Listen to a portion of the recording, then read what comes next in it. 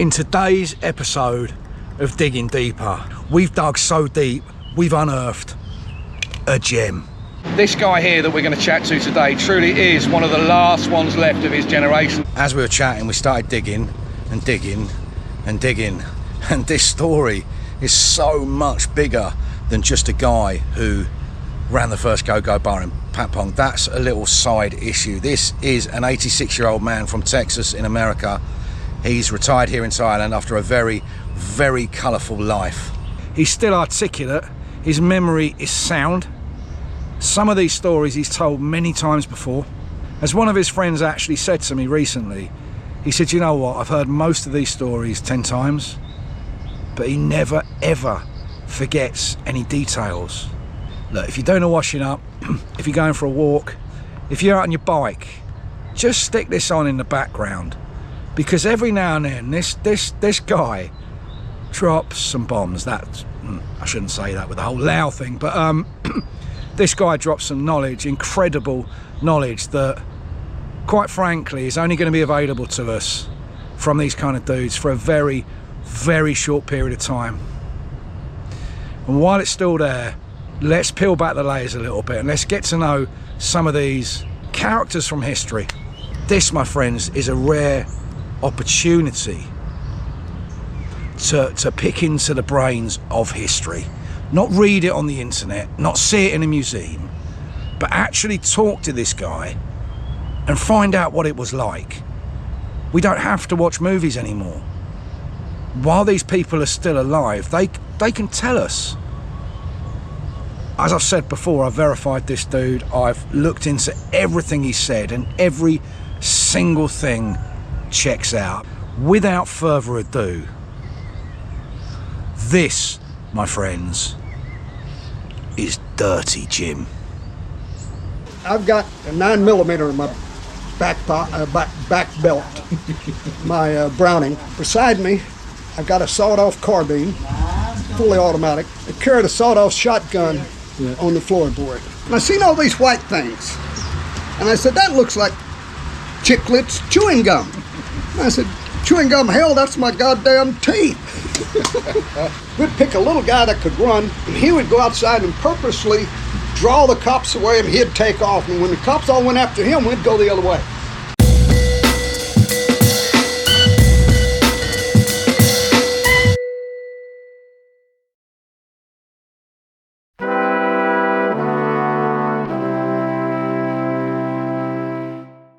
When did you first come to Thailand, and what brought you here? Operation Milburn. I'm a U.S. Marine. Okay. And we were on the USS Benington, CVA-20. And we're afloat, and CIA come on the board. January the 5th is when I got with them. I was in the Philippines for the New Year's, and everybody's having a great time, and I was up in Baguio, and then the ships all went out to sea. So I got a bus along with 20 other sailors and Marines, and we got back down to the shore, and we got on a USS Cogswell, DDE, destroyer, escort, and there was a submarine with us too. And took us 5 days, and we caught the fleet.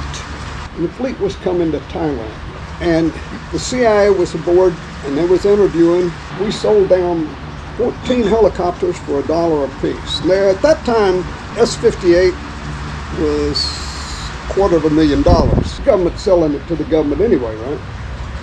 And they picked so many crew members and so many pilots, got out of service, were released from the service.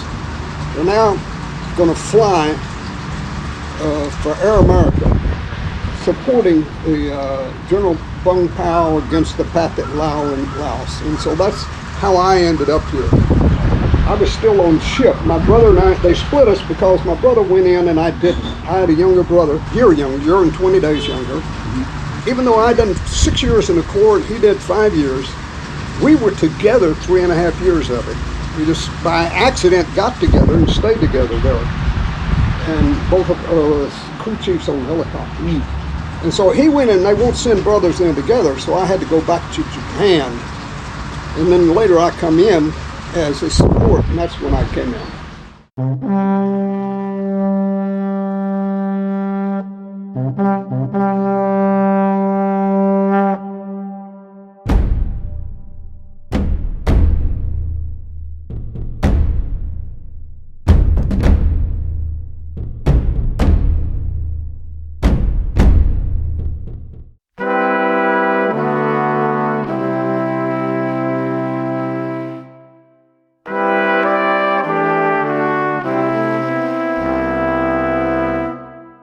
You're a Vietnam vet, right? Oh, no, I spent 3 years in Vietnam Did you? as a civilian, Okay. contract civilian. Tell me a little bit about that. How was that? Well, that was pretty good, except getting shot. I mean, you know, I forgot to duck. It was great. I got to work with the Vietnamese a lot, and first contract was with the Army. They sent me to Vung Tau, and I was working in the engine shop down there. And living in town, you don't live on the base, you're a civilian. So you go out, rent an apartment, live in town, eat the town food and everything else. So now you're with the people, so you're learning more about them. I was there 67, 68. I was even there in Tet of 68 when the whole damn country blew up.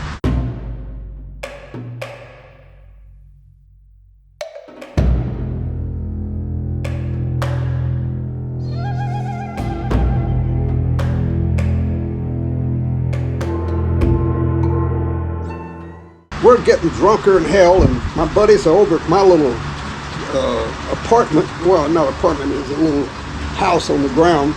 We're out there, and there's 2 hills in Vung Tau, and they're only about 300 something feet tall. And people are going out and shooting in the air. There are AKs and machine guns and everything else, all going up, and all this beautiful tracers is going all over the sky. And pretty soon we seen these green tracers coming down from the hills. And I said, you know, they're shooting into the town. They're gonna hurt somebody.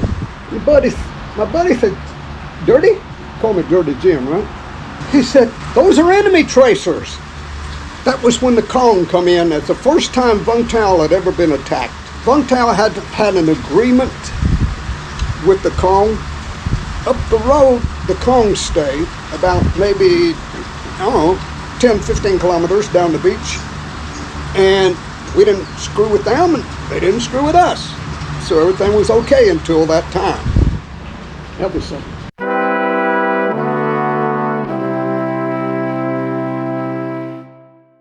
Back to Vietnam then in 70 and 71 in Vietnam. And that was up in Da Nang. Really good area. I was working then for the Air Force. I got on Air Force Advisory Team 1. There was 12 of us. We worked with the Vietnamese. We was taking care of their equipment. We was doing test flights. I was doing test flights. When we finished the aircraft, before we gave it to them, we test flown it. We had it signed over to them. That's the first time I crashed. Took a bad one then. Lost most of my teeth. Oh, really? How did that happen? I was flying left seat. My right seat pilot was a captain by the name of Kong. Kong with a K or a C, I'm not sure. They're Vietnamese. So you were a pilot? No? I fly. You fly. I'm not a pilot. Okay. You know, I work for a living. I'm a mechanic. Okay. Yeah. We're flying, and we just finished our test. And then we was out in a bush area, and the furthest area out was a Marine Corps outpost. And we used to, before we did our test flights, we used to load up the back with beer. Now, beer was cheap then, 10 cents a can at the PX. And we'd buy a couple of cases of beer and put it in the back for the Marines. And so when we finished our test, we usually went out there, or before the test, went out there and dropped off the beer for those guys in their little, because they're out in a little bitty place out in the middle of a swamp and everything, and in nowhere. So then we did our test, and it was out in that area, and the pilot seen somebody duck into a bush, and they were armed. Well, he said, let's go look at this. So we started coming back around. And we come back around, we're looking for this guy, and another guy on our left hosed us. And when they hosed us, the rounds were coming right through the where the drive shaft is, going to the tail rotor. And at one round, man, that thing cuts in two. And so now we just go in a damn circle, and we're going sideways, but we're turning, and we hitting this damn rice paddy. And when we hit head on, my inertia reel came loose. I kissed that instrument shield right here. It split my bell helmet. It took most of the teeth in the front. Now, I was already wearing false teeth. I had, I think, two up here and one in the side on a false plate. But this took out the rest of them, or most of them that you could see. And so we hit so hard, the skid spread.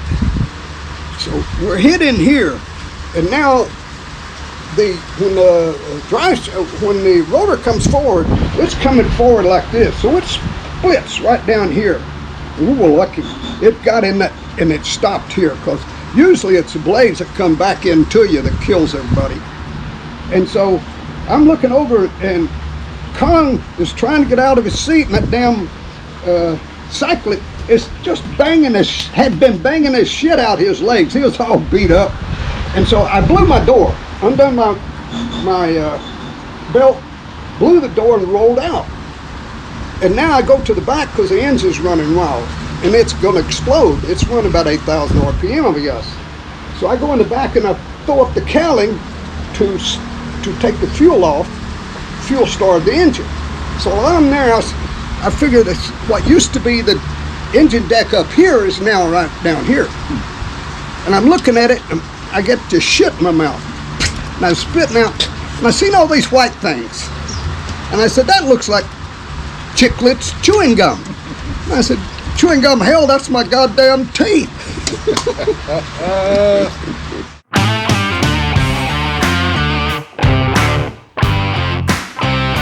You mentioned that your nickname was Dirty Jim. Why do they call you that, mate? Well, there's two Jim Wilsons. Okay. In the Air America units, and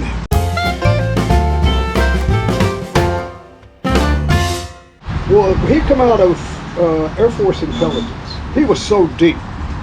He was so deep that he's Air Force, U.S. Air Force, stationed in the Marine Corps base in Spain. Jim never got to see Spain.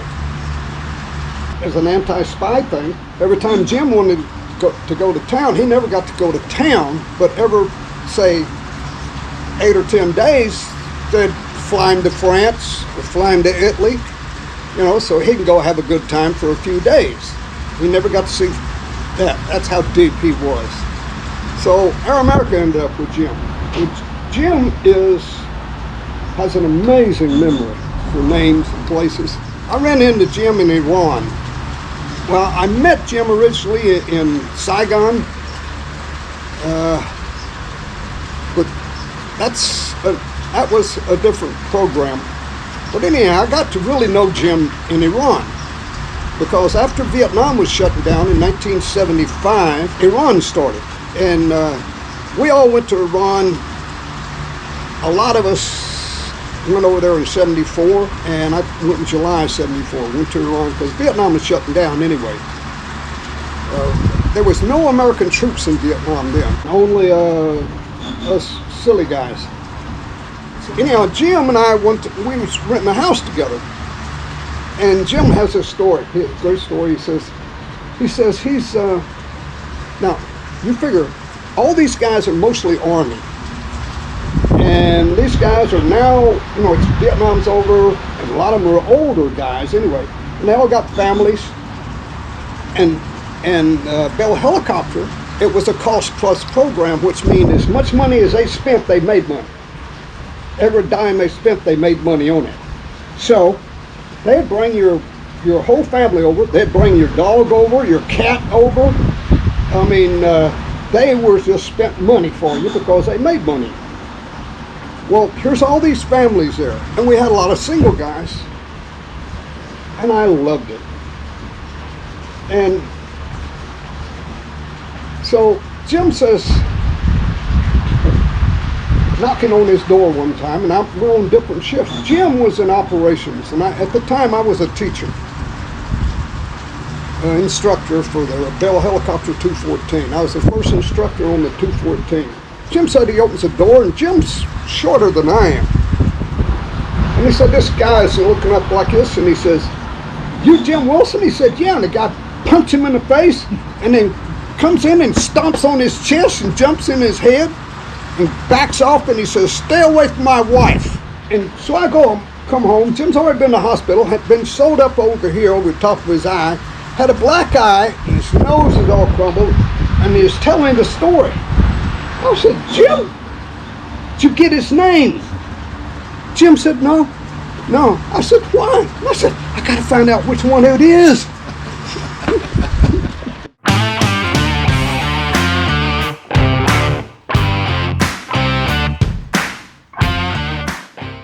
What's the most daring thing you've ever done? Coming home, curfew. In Vietnam, curfew was at 10 o'clock at night. Yeah. Now, that was for all white faces. After 12 o'clock, and nobody could go on the road, you get shot. Right, okay. I've been coming home at 2 o'clock in the morning. And I fly in from something I was supposed to be doing, get off the airport there, I was up in Da Nang. Yeah. And then I'd be getting my little pickup, and I'd be going down, real slow, roll your windows down so you can hear them when they cock that damn gun or they blow the whistle. So I heard this whistle one time to stop. These boys in the black pajamas come up, putting their guns around in there. Nothing right, no problem. And they said, no problem, thank you. They said, Can I take? Sure you can. Mr. Jim, going home? Yeah, I'm going home. You got cigarettes? Now, I didn't smoke, but I always carried cartons of cigarettes. I reached under.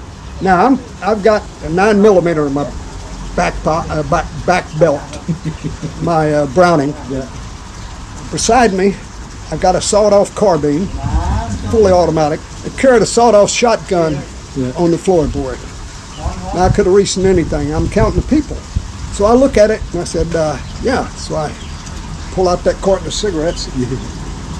That cost me all of $2.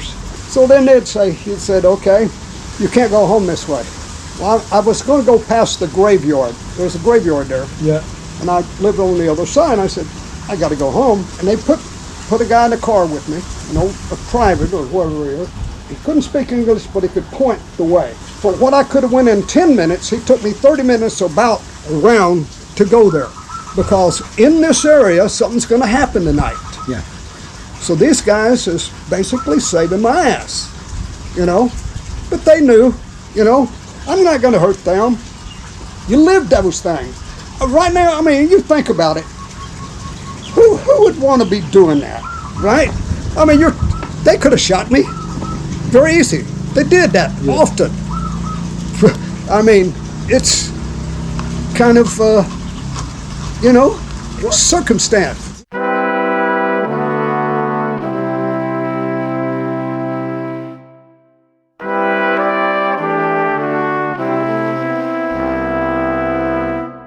You were telling me earlier that the first time you ever came to Thailand was 1960, but when did you actually move here? When did you decide on Okay, it pays to know where the bodies are buried, okay?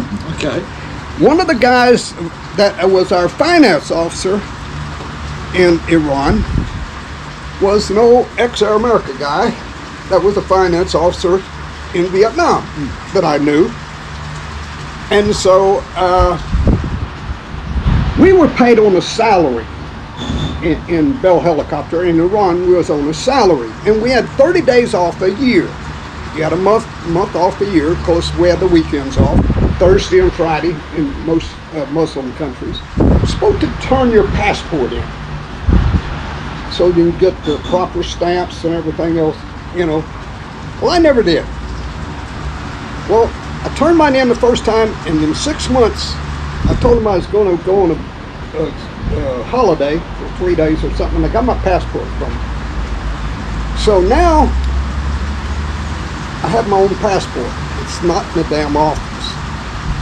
So now I can go out of the country without asking anybody.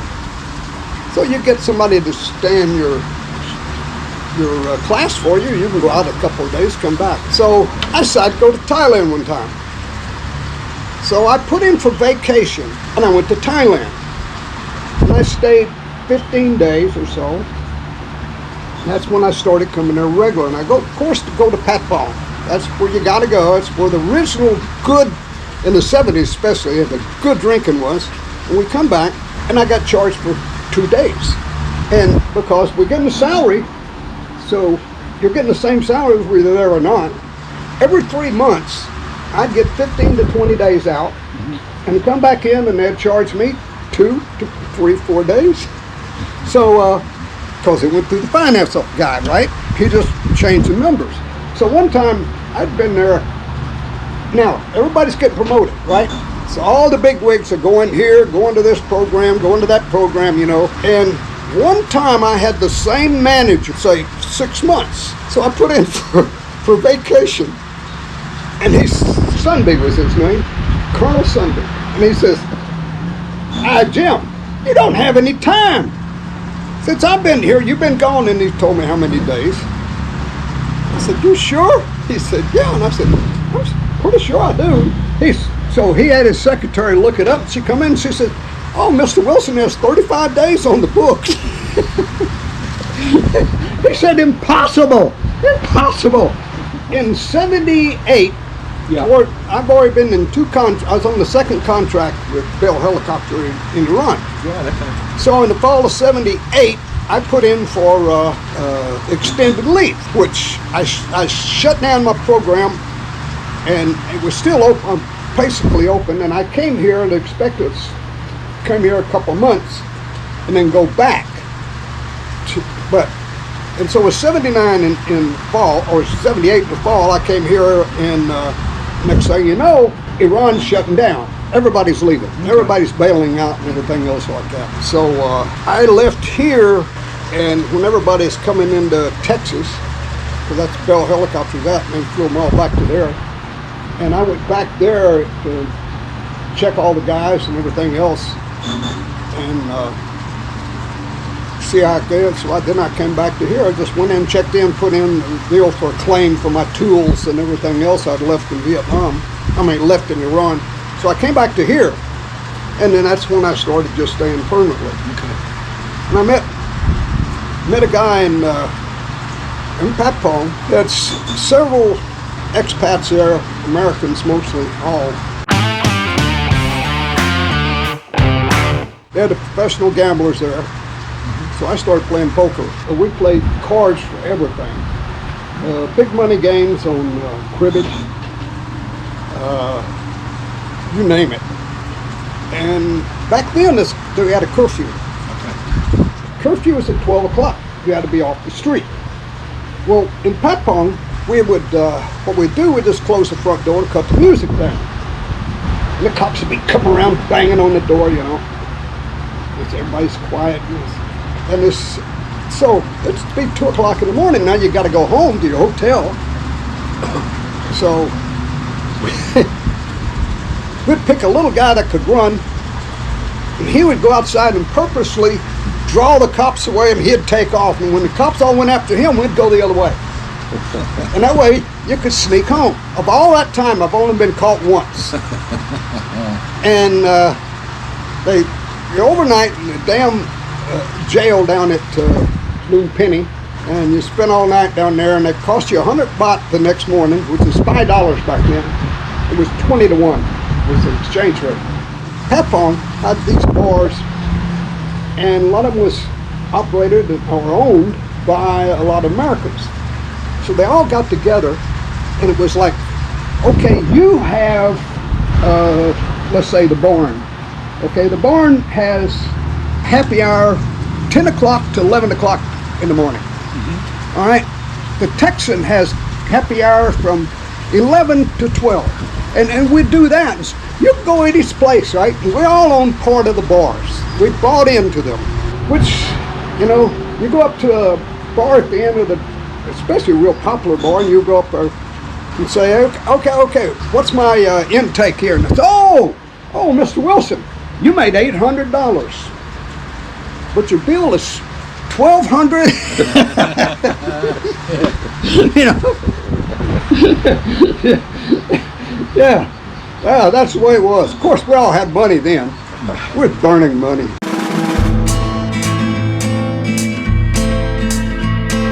So let me ask you about the cowboy, T.J. Edwards. Did you know him?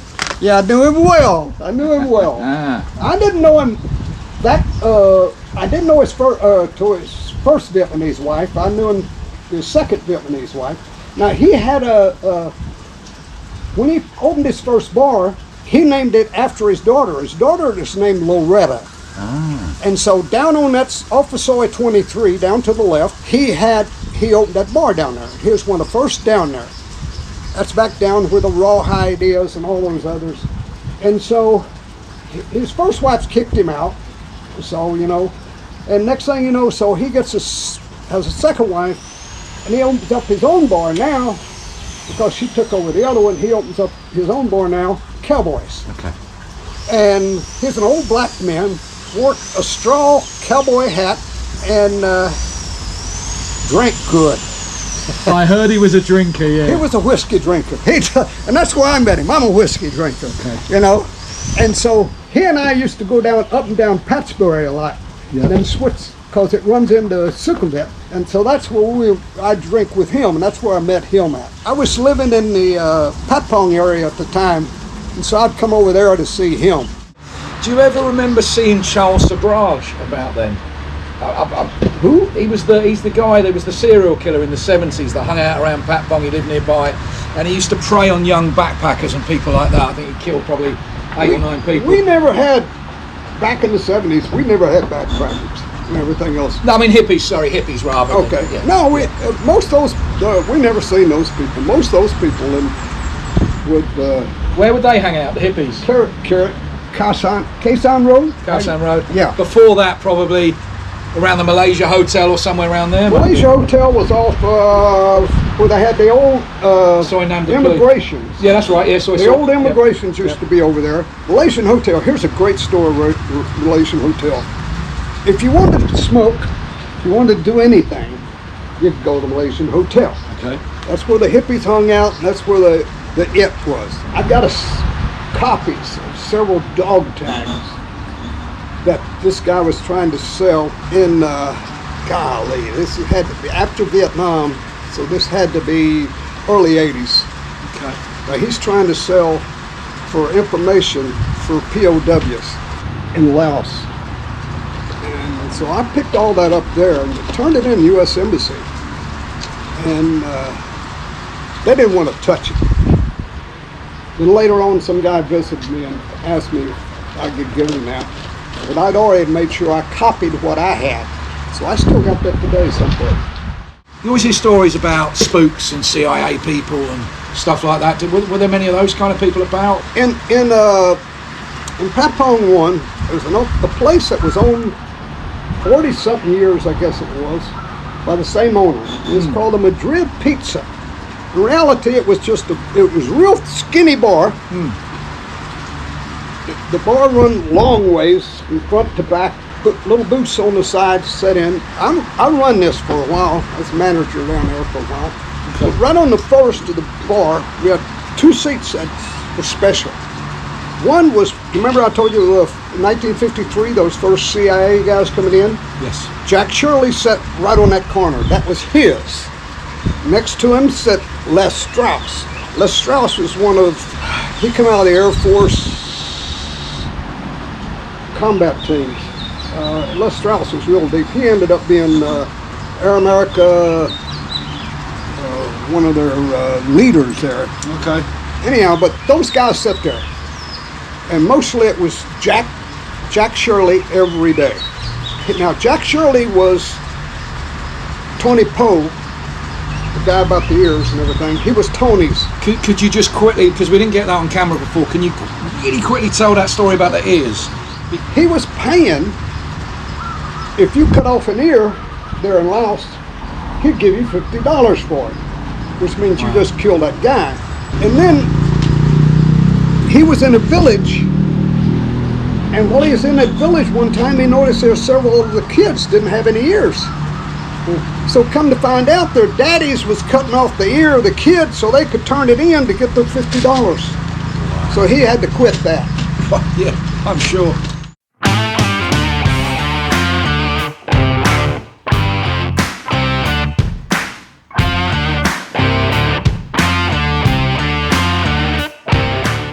It was great then because we had a lot of expats. They're all gone now.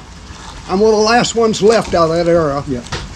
So I'm sure you met a lot of the characters, like the guy that owned the Grand Prix and the Mitsu's steakhouse. Grand Prix, I ran the Grand Prix for a while. Did you? Yeah. That was the first ever go-go bar, wasn't it? All right. I often said if I ever built my own place, I would copy it after the Grand Prix. Muhammad Ali's visited Grand Prix. Couple of the F1 boys, Jimmy Surtees. If any sports people that was famous come to Asia, even though Ali went to the Philippines, right? Yep. He made sure he made a side trip here with his entourage to go to the Grand Prix. Right. And they got his pictures all over and everything. In the Grand Prix, it's a Chinese restaurant now on that corner. Is it? Yeah. He had a Formula One steering wheel on the front door. You use that to open the door with. Oh. And it really was true from a Formula One car. Okay. And that Surtees brought him. So that's the way you opened it. And you went in, and they had two go-go stores, stages, small ones, on the side. And they have two go-go girls. Yep. In the very center was a big horseshoe bar. And then over to the one side was a big screen. Now back in those days, we didn't have the viewing technology we do now. So they had a projecting camera that went up on the screen. Okay. And you got to see a movie. The movie's going 24 hours. He's got televisions around showing football, baseball, you name it, all the way around the place. And so you go in, and you go up to the bar, held out your hand, and they gave you a set of earphones. Right. Put the earphones in and plug it in where you're at. And you plug it in one, you can be watching the movie, hearing the movie. Plugging in the other, you could hear the go-go thing. Plugging in the other, you're watching this television or this television or this television. So he had this all set up. Okay. And you're doing it by your own. Now, to the side, he had his own private bar that he worked behind. The owner was there. And you went to there, and there's about 4 booths. And so that's where I always went. Went over there and sat, maybe read my book while I was having my beer or whatever have you. Now, we played little gambling games there, 3s away or something like that. So it was always gambling going on. You know, he had a favorite guy. Every time he went back to the America, I forget I'll think of the guy's name here next time we have an interview. And he run the bar for a while. Yes. So I run the bar for 30 days once. On his 20th anniversary. Yeah. Next time I see you, I'll show you a coin from the 20th anniversary. Okay. And then they had the 20th anniversary, and my name's on the list and everything else too.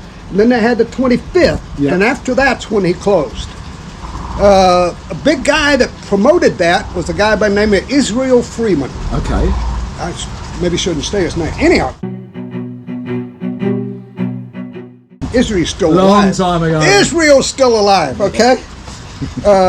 One of the old Air America boys. Israel owned the Crown Royal on Patpong too. Yep. Yeah, but that, I'll tell you what, that was a great setup that he had at the Grand Prix. Like I say, and he had full pictures of him and Ali, and more famous place was the Texan when it was originally opened. See, Texan ended up in Washington Square later, but originally, when Vietnam was shutting down, Air Vietnam, the commercial airline, had a office there on Patpong 1. And so when they shut down everything. A lot of guys went over there and got souvenirs and everything else because they just opened the doors and said, we're gone. Well, George Pappas and another guy by the name of retired Army guy, one of the best poker players around, they opened up the Grand Prix. Yep. Now, when George opened the Grand Prix, he had, of course, go-go there, and the not the Grand Prix, I'm sorry, of course, George opened up the Texan, right? Since it's going to be Texas or Western thing, the girls is all dressed like little American Indian maidens, right? They had the feathers and the costumes and all this shit. And Pocahontas.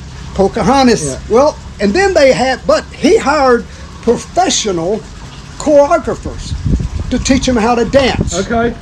And so he went 100% all the way. Now, he had the best breakfast in town. It was open up that early to go get breakfast. Oh. And when they left there, he shut that down. George Pappas moved his stuff to the Washington Square. So the Texan ended up the Washington Square before it closed. But when it was there, it was a wild place. We are Siamese, if you please. In reality, of all of Asia, and I've lived all over Asia, Malaysia, Indonesia, all over China, of all the places, I've never found people as open, as nice, as inviting as the Thais. The Thais have an open heart, it seems like, and they accept you. You can be black, white, whatever, and it seems like they don't look at you like that. In Japan, you're stared at. Malaysia, same thing. Thais seem to be more open than anybody that I've ever seen. Yeah, they're very accepting, aren't they? Yeah. So tell me, you mentioned there that you were a bar manager for a little while. In terms of experiences there, did you notice any differences between different nationalities of people? Did one nationality of people cause more trouble, or were there people to watch out for? Or? People used to ask me years ago, they said, Derek, said, why do you want to retire? I went back to the United States in 1984. Okay. Actually, I got kicked out of country, so I decided to go back for a while. I got on with American Airlines, which is good because you get all these privileges. So I could coming over here for a couple of months anyway, for a few days. Yeah. Flying was cheap, $87 to come over here. And so I always knew where I was going to retire. And people say, well, why don't you want to do that? And I said, I can sit down in a pub and I talk to an Englishman, fucking Irishman, and I said, we can sit down and we can talk history, war, you name the subject. And I said, rarely do we raise our voice. Mostly, you'll find people willing to discuss things with you. If they disagree with you, they're not going to try to outdo you and yell at you or something. They have their ways. And I said, mainly because the people you find that travel outside their own country, they have a broader mind. Yeah. So you can learn something from them, and it teaches you about people. I said, I can't do that in America.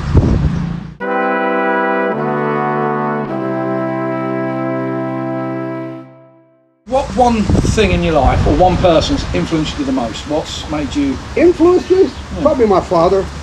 Yeah. See, my father, he started out, he was a machinist. Okay. Or he worked up to be a machinist. He had odd jobs and everything else going up.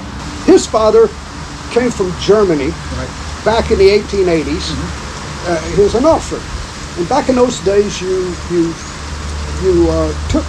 took an orphan in, more or less as a slave or somebody to work for you on your farm or something like that. So anyhow, this group took him in and took him to Missouri on a wagon train. Now they're in Missouri, and then he ended up, as he grew up there, he worked for the MKT Railroad, Missouri, Kansas, Texas Railroad. That crossed right at Denton, Texas. And so he ended up moving to Denton, Texas as a young man. He got married to another German lady, and they raised their family there, and then they drifted down to Dallas.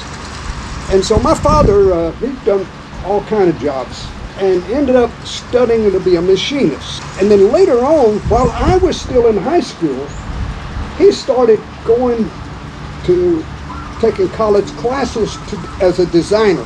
And then he ended up working in the loft at LTV, Ring Chemical Vault. He was working on a cruise missile then. He worked on, I forget which one it was. He worked on some of the spaceships. Anyhow, he had all of that. Now my brother, people that are artists or designers can see things you and I can't. So my brother has that ability. Okay. I can't draw a stick man. You know, he did, and you know, he did what he wanted to do. And he's shorter than I was, a little guy, a fighter.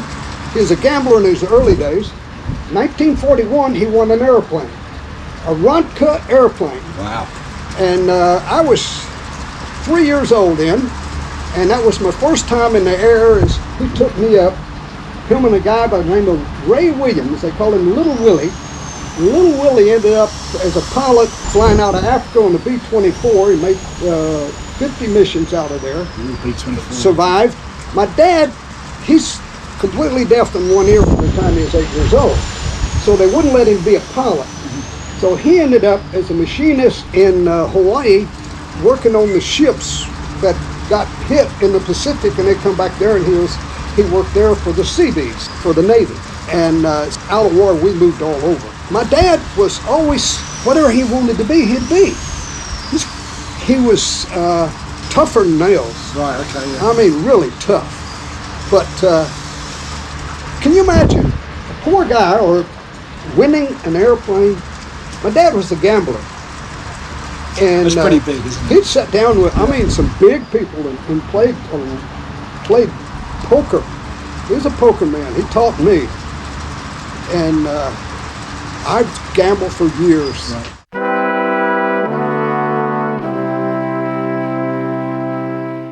And I've gambled here in Thailand. Used to be an old Chinese guy that his mother is real wealthy here, and we'd go to their estate back in the 70s. Way down, it cost you $500 to get into the game. Okay. And you only got $400 and something worth of chips. Back then we had curfew, so you couldn't go home. So at midnight, we'd all lay our hands down and have a 5-course Chinese dinner. Gosh, beautiful. And then we'd start playing till dawn. Till after 6 o'clock, we can go home. I remember after three weeks working there, I was down about $2,500. Now you figure this in the 70s, that's a lot of money. And I wasn't working. So I'm go back and look at that. Now I'm playing with Joe Suarez. Anyhow, the Chinese guy and Gong, another fat Chinese guy, and I'm playing with them, and there's 2 of them are professionals, especially Joe Suarez. He's out of Vegas. Okay. Joe Suarez is good. They called him the pro. So I'm down about $2,500 or so. Third day I go back, or the fourth time I go back, I get a little bit ahead. I'm hiding it. And I start winning a little more. The next time I went back, I was up over $3,000. And I never went back. And the reason is, Smart man. I like to play poker, but I don't like to gamble. And if you're sitting at a table and the guy's as good as you are, you're gambling. So you want to sit at a table where you're the only one. What's the most amount of money you ever won or lost? I don't know. Never counted it. Never counted. Probably, I don't know. I tell you what, back in those days, you could say, hey, Jim, give me 1,000. I said, let me see if I got it. may or may not have it. Yep. But that's the way I travel. Don't forget, money's is a vehicle. Yeah. It gets you from one place to another. Is all money does, and that might be on a bus or a Rolls Royce, Yeah, that's true. right? What's your favourite era in Thailand or Bangkok? I'd go back to the 70s. 70s with it. Yeah. 70s was great Why? because it was wide open. Well, we still had the curfew. Now think about it. It was a lot of money here, and when you got money, you can do anything. Sure. And there was a lot of money here. I played poker here with the guys at the time, and I had a good bank account. That helps. Yeah, that does help. You know, and didn't give a heck for nothing, right? And so the 70s was good here. It really was. I watched this movie once. There's a famous movie where the grandfather is about your age. He's talking to his grandson and he says to him, son, he says, you know what? He says, all school year you look forward to the summer holidays, the summer vacation, you know, and it takes so long to get there. He said, but you know what? He said, the summer holiday gets here and then the summer holiday goes like that. So that's what life's like. It goes so quickly sometimes. So with that in mind, what advice would you give yourself? If you could go back to a 30-year-old Jim, what advice would you give yourself? Would you do it all again? I'd do most all of it again. I like that. The only thing I'd change probably, there's a couple of ladies I missed, you know, that I had a chance at. Yeah, absolutely, absolutely, You know, man. Now, if I had to change one thing, I'd went to helicopter school earlier than I did. How old were you when you went to helicopter school? Well, I was in the Marine Corps. Yeah. And so I went to helicopter school then. I was 20. Now, when I went to the Marine Corps, I was 18.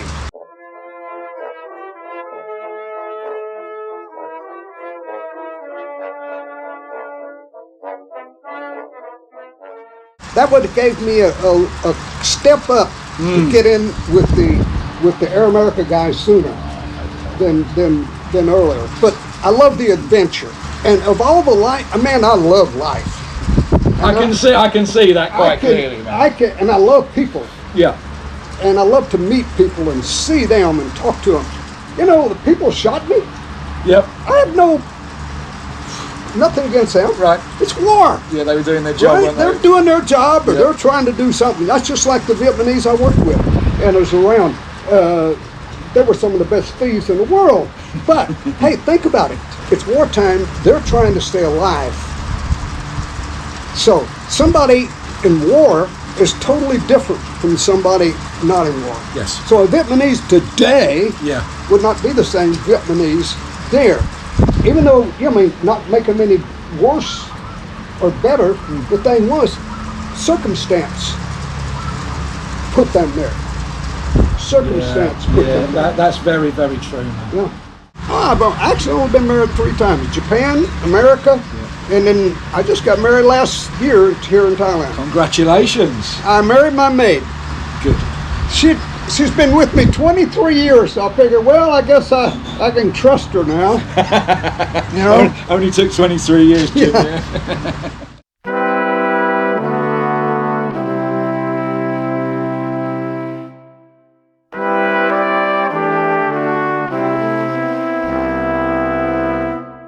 Well, I'm not a hard worker. Nor am I. I tell you what, I'm good at what I do. Yes. I am really good, and I've taken advantage of it. I've went into bosses and said, hey, I'm going to do something.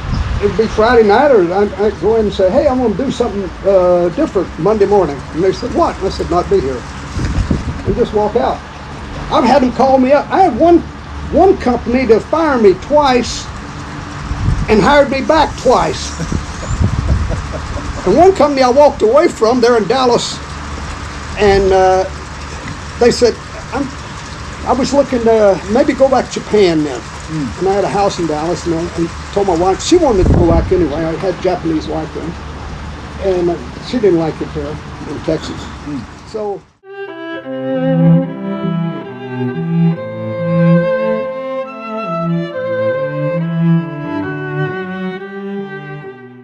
They ring me back up. I'm packing up to leave. Already getting the house sold and everything else. Wife already getting ready to go, her and the family. I said, Jim, we need you. I said, I'm not coming back there. Out at the place called Red Bird Airport. And I said, no. They said, oh, we want you to go to Love Field. Love Field's the second airport in Dallas. It was the original before DFW opened up. So I said, what do you need? And he said, well, Air Force One is there, and we need somebody that has the clearance to sign off. Yep. I said, okay. He said, what do you pay me? I said, what's our deal? And so they actually gave me a raise, and they had just fired me about 4 days before that. Or I'd left, I forget which one that was.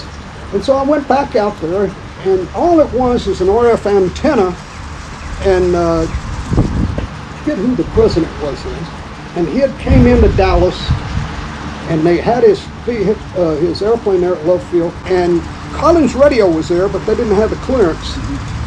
And so I went up, and all I had to do was put it up. There's what, 8 or 9 screws that hold the damn thing in after you do the 2 cannon plugs on there, and then sign it off.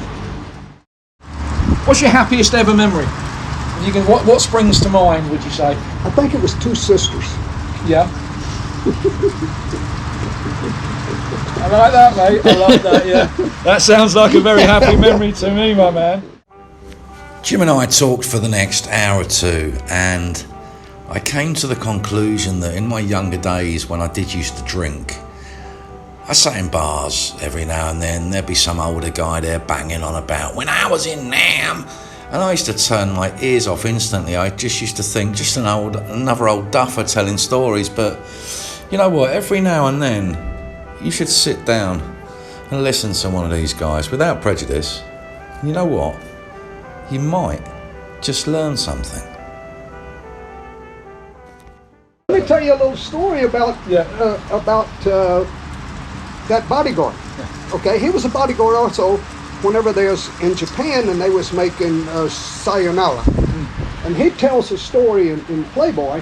He says, hell, we're screwing everything on, we're thinking, you'll cut that out, I guess, on the video. But he said, we're doing every girl on the set. Yeah. And he said, and Brando was always stealing mine. And he said, I get this one man that's a true snapper. And she actually hurt me. She said, that hurt me. And so when Brando asked about her, I didn't tell him that part. I told him how wonderful she was. Well, naturally, Brando was limping the next morning when he come on set, and he said, he fired me right then. He said, hired me back later, but for that time he fired me. I even heard stories like in Vietnam. I heard stories about, when people are out on patrol and incidents with tigers and incidents with all sorts of mad stuff. Can you imagine? I can't even imagine being on patrol, because I like to hike. I like to hike through the jungle and stuff, but I can't imagine being on patrol when there's enemy out there, there's potential big cats, there's, Well, actually, you figure it this way, cats are smarter. Yeah. They're not going to be around where people are. Sure. As people move in, they'll move out or be under the bush and everything. There was a couple of incidences I've read about where tigers going into a tent to get somebody and everything else. But a jungle, you ever been in a jungle, you can't see 3 feet. Yeah, that's true. That's very true. I mean, I often think when I'm walking through that there's going to be things looking at me, but I often said, what got me here was good whiskey and pretty ladies.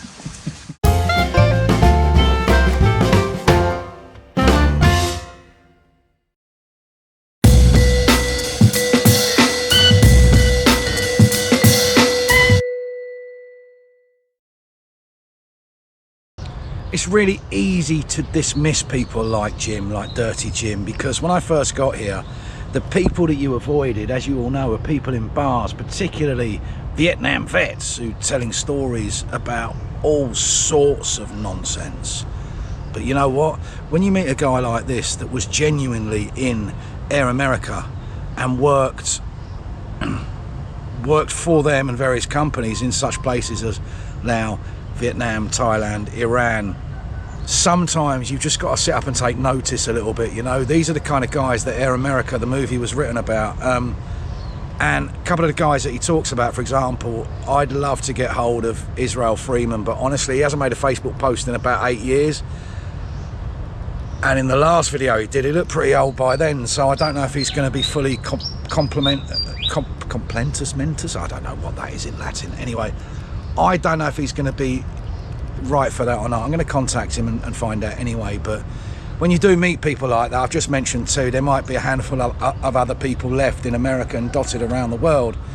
When you do meet people like this, and some of the people they met and some of the stories they have, it's a moment in history, and it's a moment we should just take a step back from for a minute, and we should honestly give it the respect that it deserves. We should give this man the respect he deserves, and we should give his stories the respect they deserve as well.